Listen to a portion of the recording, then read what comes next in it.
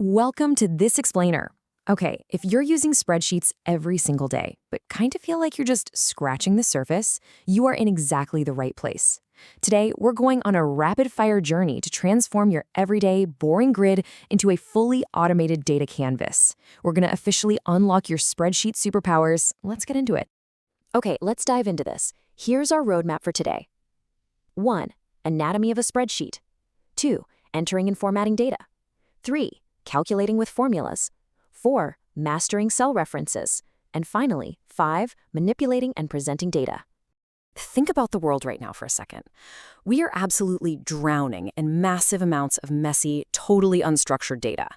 I mean, whether we're talking about your personal finances, a massive database of marathon runners, or just a bunch of academic records, data is literally everywhere.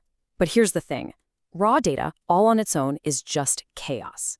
Spreadsheets are your automated tool to wrangle that chaos. They help you organize it, calculate outcomes in an instant, and present these really clear visual stories. They are, without a doubt, the ultimate problem-solving solution. All right, Section 1, Anatomy of a Spreadsheet. This is our physical foundation. Just as a quick refresher on the hierarchy here, at the very top of the chain you have the workbook. You can think of the workbook like an entire physical binder. Now, inside that binder, you have pages, right? In our case, those are called worksheets. And every single worksheet is a grid made entirely of these individual, programmable little boxes, which we call cells. Let's actually look at this programmable architecture in action.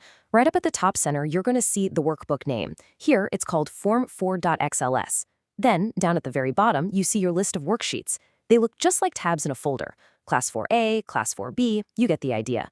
Now, look at the grid itself. Think of it like a street address. Every single cell has an exact location defined by its column letter running across the top and its row number running down the side. So that very first cell up in the top left corner, that is always A1. Honestly, once you grasp this basic grid system, it completely demystifies the whole canvas. Moving right along to Section 2, Entering and Formatting Data. This is all about the power of clarity. Take a look at the before column on the left here. It is a complete mess, right? The text is getting cut off, the headings are totally misaligned, and the numbers, well, they're just showing up as a bunch of weird hash symbols because they physically cannot fit in the box. But with just a couple of quick clicks, we get the after column on the right. It's like magic. Wrap text takes that super long text and stacks it neatly inside one single cell. Merge and center takes a title, like first term, and stretches it perfectly across two columns.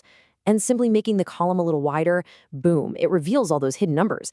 It's literally an instant upgrade to making your data actually readable. But you know what happens when your data set starts getting huge? Look at the left-hand example. As you scroll down through dozens and dozens of student records, the top row just disappears. Suddenly, you're looking at a 96 in column D, but you have zero idea what subject it's even for. So, this is where the incredible utility of freeze panes comes into play. Check out the right-hand example. By freezing the panes, we essentially lock the table headers right in place. No matter how far down you scroll, row 1 stays pinned right to the top. You literally never lose your context. Okay, let's do a really quick interactive checkpoint to test this out. In the before image here, the word Alexander in cell A1 is getting chopped off by the Great sitting in cell B1. But over in the after image, we can clearly read Alexander the Great fully inside column A. So which formatting feature did we use here? Was it wrap text, column width, merge cells, or freeze panes?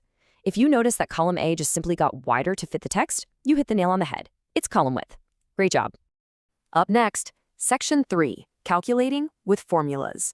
Welcome to the power of speed. And this brilliantly illustrates how we actually command the spreadsheet to do the heavy lifting for us. We use expressions that evaluate automatically. And remember, they always start with an equal sign.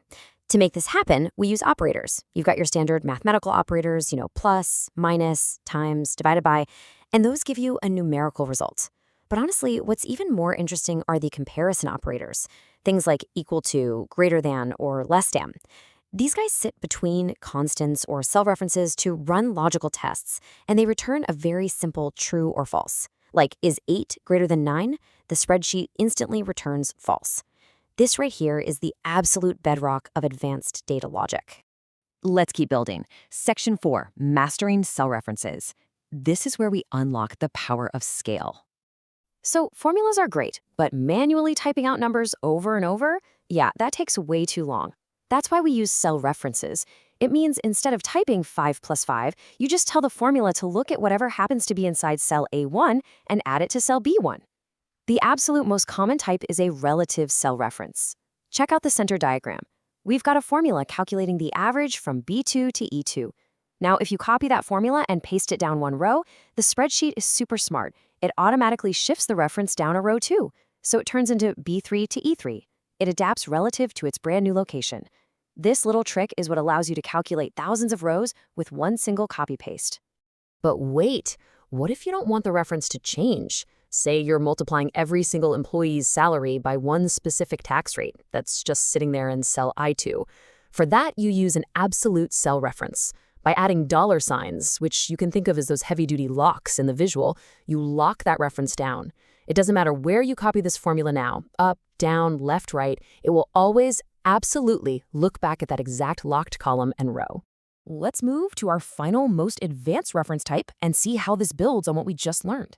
This is the mixed cell reference. It's exactly what it sounds like. You use just one dollar sign. That means you are locking either just the row or just the column. Look closely at the formulas here.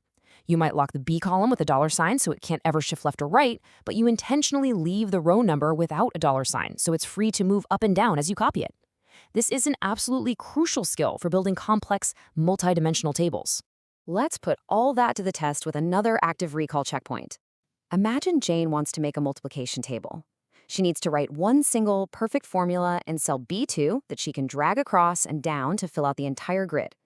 To do this, she needs to multiply the values in column A by the values in row 1.